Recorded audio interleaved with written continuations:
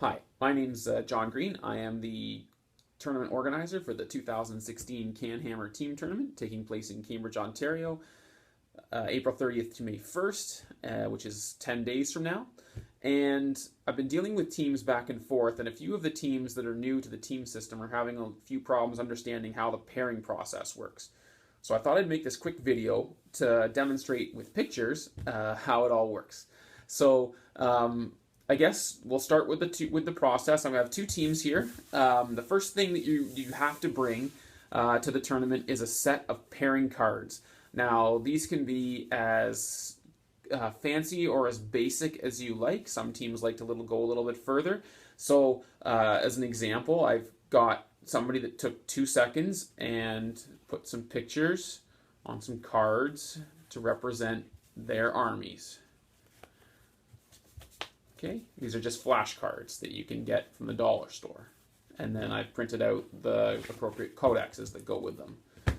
This also just as equally as valid is bits of lined paper.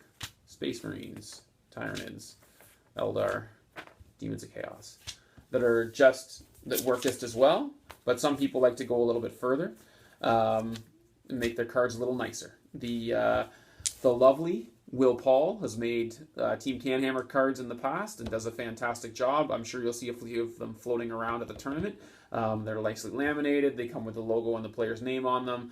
They look quite nice, but these are just basic examples for the description. So if you notice, this is actually from the player's pack, this is Team Canada, this is Team CanHammer. Okay, so I'm going to go through a sample process of how these two teams would pair against each other. So first thing is the table setup. So there are 4 tables in a row that each team will play on. And in round 1, table 1, table 2, table 3, and table 4 will play scenarios 1, 2, 3, and 4 respectively. In round 2, table 1 would play scenario 5, table 2 will play scenario 6, and then table 3 will play back, sort of rotate back to the beginning. So play scenario 1, and then table 4 would play scenario 2.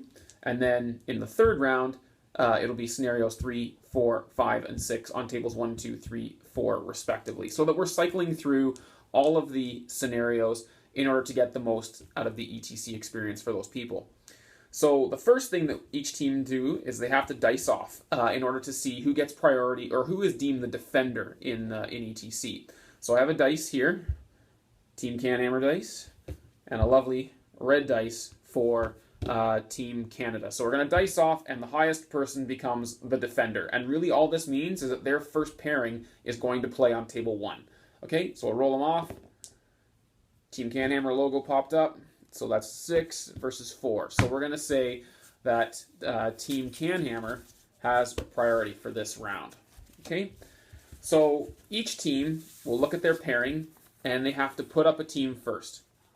So in the past, this is usually a defensive army or a blocking army because, as you see what's going to happen here, he's going to have to pick who he's going to play against. So I'm going to go through and I'm going to put that army up first for Team CanHammer, and it's face down so that ETC Team Canada can't see it.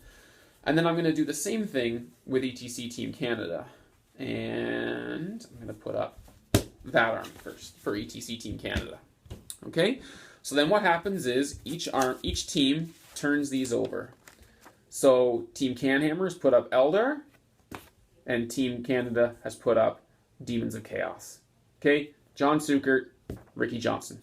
Okay, so there we go. So those are the 2 teams that are put up. Now each team then goes back and says, who do they want this? Picks 2 of their remaining teams to play against the team that got put up. So I'm going to go with these 2. Put them right there next to him. Once again, face down so they can't be seen. And then Team CanHammer is going to do the same thing. Why not? Right there. Okay. So these are matched up against each other. And what's going to happen is the Eldar player is going to turn over these 2 cards and see that he's been put up against Tyranids and Dark Angels. Nate, Ron. So the Eldar player has to pick which of these two he wants to play. Pick your poison. So he might look at this and say, I want the Nids. Okay, so this is going to be, now what's going to happen is this is going to determine, this is a very important step because this determines 2 matches. Because what's going to happen is the Eldar player looks at these and says, I want to play the Tyranids.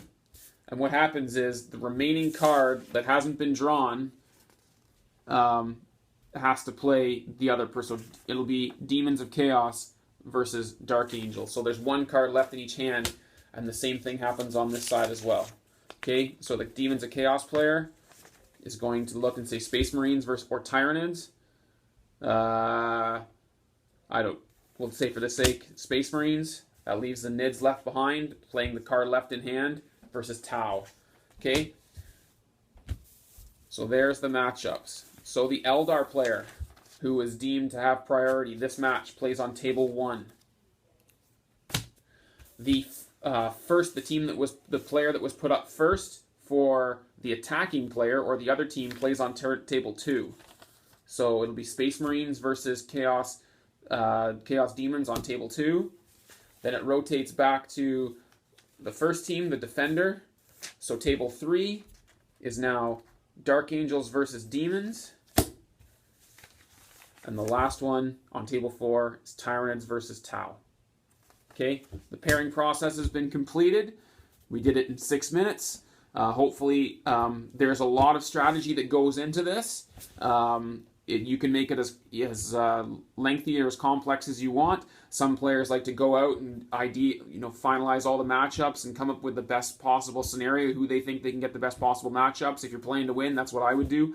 Other people just throw down random cards and pick them out. It's your choice how far or how in depth you want to go with this process, but it's definitely a key part of the ETC experience is the matching process. I hope you enjoyed this video as little as I enjoyed making it. Okay, thanks and all, and see you on the battlefield.